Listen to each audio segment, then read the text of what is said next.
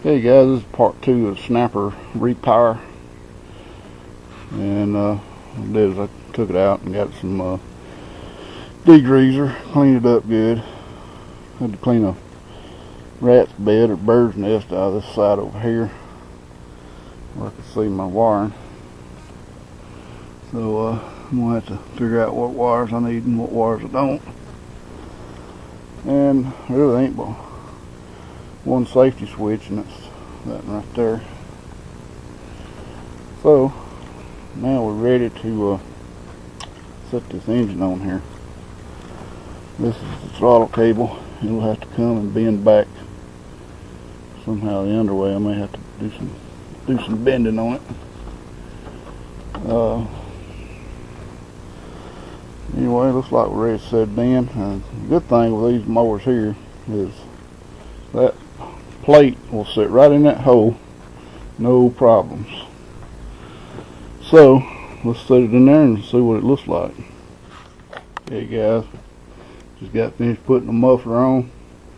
I thought I was going to have to drill these mounts out because they're threaded, but I think they'll fit right over those bolts. We got looking, and so we're ready to set her on there. And I got some popping going on, cracking sound. I don't really like how that made that noise when I tighten that muffler up, but sound like it's popping, a little popping sound. I don't like it, but anyway, we're gonna set this joker on and see if it'll fit. Okay guys, got the motor on here. I didn't really have any issues. The bolts that was on here went right through. No problems. The only problem I have, I'm missing one nut. I ain't been able to locate, but right now I'm working on getting this charging system hooked up. I cut the old wire off the other motor. And I believe it's this red wire right here. This red wire right here. And I'm thinking this other wire's a ground, so I'm just going to run it to a ground and hook this wire right here into it, and it runs back.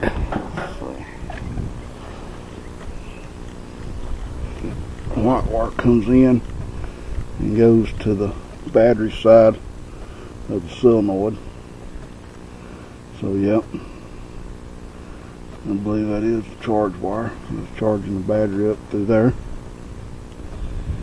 And so the only thing I'm going to do now is run a ground over there. And you'll notice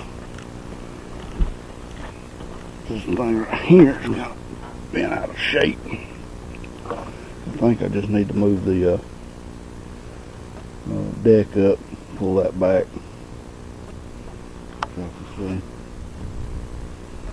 But anyway, so what I'm going to do is I'm going to cut the splice into this red wire. I'm going to cut this black wire off, put the end on it, and I'll probably run it down to this bolt, these frame bolts, and hook it up. Let's get to it. Okay guys, I've been working on this wiring, and I've got I hope you can see the sun's kind of in bad air, but I've got the charging wire hooked up with some heat shrink. I've run a ground with some heat shrink down to this body bolt. I've got the throttle cable connected. It's working right. The only thing left is figuring out, I'm thinking this is a kill wire, this black one. It's going to run over to this wire right here, and this red wire is got something to do with that safety switch on the shifter. I don't know exactly what to do.